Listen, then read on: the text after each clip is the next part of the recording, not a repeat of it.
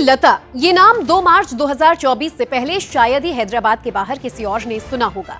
लेकिन जब लोकसभा चुनाव के लिए 195 उम्मीदवारों की बीजेपी की पहली लिस्ट में लोगों ने माधवी लता का नाम देखा तो चौंक उठे, और उससे भी ज्यादा इस बात पर चौंके कि बीजेपी ने अपनी इस लिस्ट में हैदराबाद संसदीय सीट से AIMIM प्रमुख असदुद्दीन ओवैसी के सामने एक महिला प्रत्याशी को उतारा है।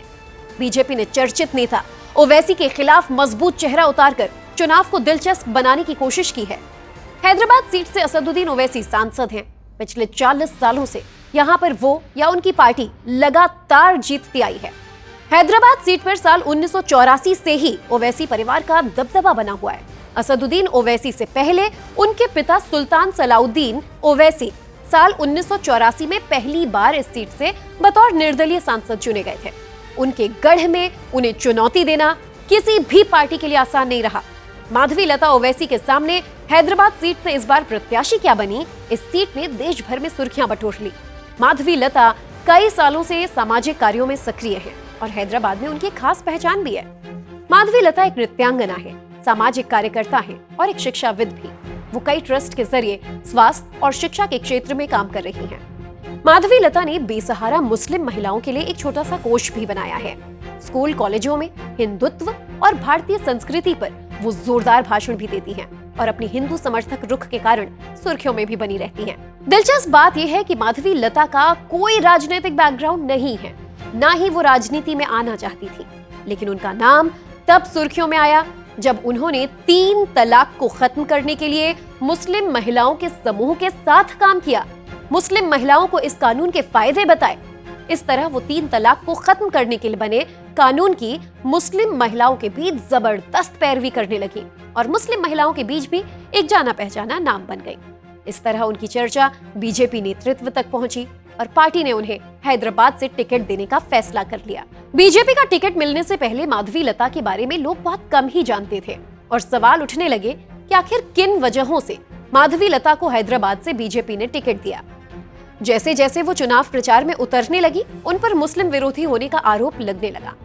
लेकिन मीडिया रिपोर्ट्स में बताया जा रहा है कि माधवी लता को बीजेपी ने हैदराबाद से उम्मीदवार बनाया ही इसलिए क्योंकि वो मुस्लिम समाज में बेहद लोकप्रिय हैं। और कई मीडिया रिपोर्ट्स में कहा गया है कि माधवी लता 3 तलाक के खिलाफ भी काफी सक्रिय रही हैं। कुछ इंटरव्यूज में तो माधवी लता ने खुद ये दावा किया है कि वो मुस्लिम महिलाओं के उत्थान के लिए काम करती रही हैं और मुस्लिम महिलाओं के बीच उनकी पकड़ बहुत अच्छी है। बीजेपी की फायर ब्रांड नेता और हिंदुत्व का चेहरा माने जाने वाली माधवी लता को बीजेपी ने ओवैसी पर सीधा अटैक करने की मंशा से उतारा और माधवी लता ने भी इस मौके को हाथ से जाने नहीं दिया। हैदराबाद सीट से अपने नाम की घोषणा होने के बाद से ही माधवी लता असद यानी असदुद्दीन ओवैसी का नाम लेकर उन पर डायरेक्ट हमला करने लगी और खुलकर ऐलान कर दिया कि इस बार ओवैसी हैदराबाद सीट से अपना बोरिया बिस्तरा समेट लें। उनका दावा है कि 1 लाख वोटों से ओवैसी को इस चुनाव में शिकस्त देंगे। पहली बार चुनाव लड़ रही माधवी लता ओवैसी पर न सिर्फ सीधा हमला बोल रही हैं, बल्कि हैदराबाद के मुद्दों को उठाकर वो सवाल भी पूछ रही हैं। टाइम्स नेटवर्क की group editor in chief Navika Kumar ने पब्लिक मंच के कार्यक्रम में उनसे पूछा कि वो इस कदर ओवैसी पर हमलावर क्यों हैं। तो सुनिए माधवी लता ने क्या कहा। हैदराबाद में सोशल सर्विस किया है, हैदराबाद की सेवा की है, असदुद्दीन साहब ने भी की है। आपने सोशल वर्कर होके की है, उन्होंने सांसद होकर लोगों के मुद्दे संसद में ले जाकर की है, तो दोनों तो सेवा कर रहे हैं। फिर असदुद्दीन ओवैसी को इतना बुरा भला क्यों कहती हैं? हर टर्म में उनको जो MP का फंड मिलता है वो कहां चले गया, पहले बाहर निकालने के लिए बोलिए उसको। हम समाज सेविका बनकर इतना करें, उन्हें संसद पे जाकर कौन सा सोशल सर्विस करे, तो किसके लिए क्या है? खुद का हॉस्पिटल बनाना, खुद का मेडिकल कॉलेज बनाना, लैंड को हड़प कर अस्पताल को बड़ा बना लेना, बैंक बनाना, यह सोशल सर्विस का काम है। अगर आपको सोशल सर्विस करना है तो आप संसद में मत आइए ना। हम आज तक सोशल सर्विस खुद के काम पे करते हैं। अच्छा, सबसे पहले बात हम पूछते हैं, आपको भी इसका इंफॉर्मेशन दे देते हैं क्योंकि आप दिल्ली से है, यहां का इंफॉर्मेशन आपके पास नहीं रहता है। यहां का स्टेट GHMC का, म्युनिसिपैलिटी का सबसे ज्यादा फंड पूछ पूछ कर साउथ जोन को लिया जाता है। साउथ जोन यानी असद जी का अड्डा। साउथ जोन को जो मैक्सिमम फंड चले जाता है, इसके बावजूद भी लाइट सिर्फ रजिस्टर्स के अंदर जलते हैं। और पाइप बुक के अंदर चलते रहते हैं, बाहर नहीं चलते हैं। नाला भरकर बाहर आता है, पानी नहीं आता है, रोड्स नहीं रहते हैं, लाइट नहीं जलते हैं। कहां चले गए ये पैसे? ओवैसी को टक्कर देने के लिए वो रणनीतिक रूप से आगे बढ़ रही हैं और पूरे चुनावी माहौल को अपने पक्ष में करने की कोशिश कर रही हैं। हमारी संवाददाता पिंकी राजपुरोहित ने माधवी लता से ये जानना चाहा कि क्या वो इस बार ओवैसी को शिकस्त देने जा रही हैं।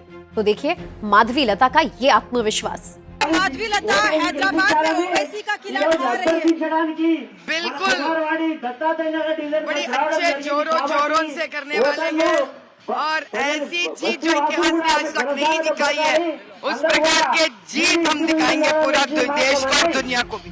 बेहद आक्रामक अंदाज, वाकपटुता, हाजिर जवाबी और ओवैसी को घेरने के एक खास स्टाइल से माधवी लता तेलंगाना में न केवल बीजेपी का बड़ा चेहरा बन गई है, बल्कि उन्होंने देश भर का ध्यान भी अपनी ओर खींच लिया है। अपने एक बयान में माधवी लता ने कहा था कि हिंदू जाग गए तो असद भाई के लिए बड़ी दिक्कत होगी। असद भाई संसद में अल्पसंख्यकों की बात करते हैं, क्या उन्होंने कभी अपने निर्वाचन क्षेत्र के हिंदुओं की बात की? आक्रामक अंदाज में बयान देने और चुनाव प्रचार करने की वजह से हैदराबाद में उनके चुनाव प्रचार के वीडियोस भी वायरल हो रहे हैं। कभी वो मस्जिद की ओर तीर चलाने का इशारा दिखा रही हैं, तो कभी AIMIM के चुनाव चिन्ह पतंग को काटने का काल्पनिक निशान बनाती है। माधवी लता ने हाल ही में एक इंटरव्यू के दौरान कहा था कि उनका सिर्फ एक ही मकसद है और वो है असदुद्दीन ओवैसी को यहाँ से उखाड़ फेंकना और उनकी पतंग को काटना। तो कभी माधवी अपने बुलडोजर वाले बयान को लेकर सुर्खियों में आ गई और इस बयान की वजह से माधवी लता को तेलंगाना का योगी भी कहा जाने लगा। मंत्र पढ़कर, हाथों में रुद्राक्ष की माला धारण कर माधवी लता हिंदुत्व की फायर ब्रांड नेता नजर आती हैं।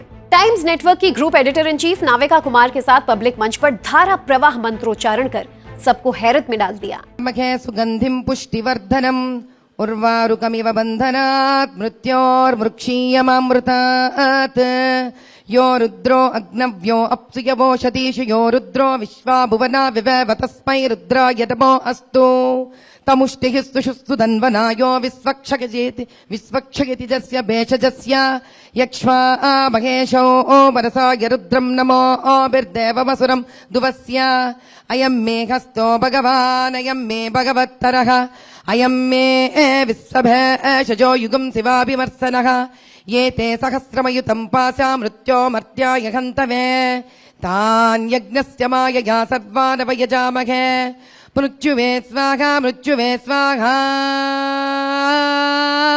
ओम नमो भगवते रुद्राय विष्णवे मृत्युर्मे पाहि प्राणानां ग्रन्थिरिसिमां रुद्रो विशान्तकः तेनान्नेन आप्यायस्व ओम नमो भगवते रुद्राय विष्णवे मृत्युर्मे पाहि मम मृत्युर्नश्यत् आयुर्वर्ध्यतां सदाशिवो सर्वमङ्गलमाङ्गल्ये शिवे सर्वार्थिसाधिके शरण्ये त्र्यम्बिके गौरी नारायणी नमोऽस्तुते या देवी सर्वभूतेषु मातृरूपेण संस्थिता नमस्तस्यै नमस्तस्यै नमस्तस्यै नमो नमः ओम शांति शांति शांति। माधवी लता ओवैसी को किस तरह का टक्कर दे रही हैं? इस पर हमारी संवाददाता पिंकी राजपुरोहित ने ओवैसी की प्रतिक्रिया भी ली। माधवी लता को मैदान में उतारा है, बड़ी चुनौती। कोई भी कैंडिडेट किसी पार्टी का रहेगा तो पार्टी से मुकाबला होगा। माधवी लता का जो हाल ही में तीर वाला जो जेस्चर था उसे किस तरह से देखते हैं? वो तो उनकी आइडियोलॉजी है, हैदराबाद के अमन को खराब करने, तेलंगाना में फसाद कराने। माधवी लता ओवैसी को कितना चुनौती दे पाएंगी ये तो नतीजे ही बताएंगे, लेकिन इतना जरूर है कि माधवी लता की उम्मीदवारी ने ओवैसी को बेचैन कर दिया है। तभी वो मुसलमानों को संगठित करने की कोशिश में लगे हैं। हैदराबाद में 13 मई को वोट पड़ेंगे और जैसे जैसे चुनाव करीब आ रहा है वैसे वैसे माधवी लता अपने अंदाजों से इस सीट का सियासी पारा बढ़ा रही हैं। बीजेपी भी इस सीट की महत्व समझ रही है और इसीलिए गृह मंत्री अमित शाह खुद माधवी लता के चुनाव प्रचार के लिए जमीन पर उतर गए। ओवैसी और माधवी लता दोनों के बीच होने वाला ये मुकाबला विचारधारा की लड़ाई तो है ही। ओवैसी की जमीन खिसकाने के लिए बीजेपी की तरफ से माधवी लता को मिला एक बड़ा मौका भी है। देखना यही होगा माधवी लता इस मौके को किस तरह से भुनाती हैं।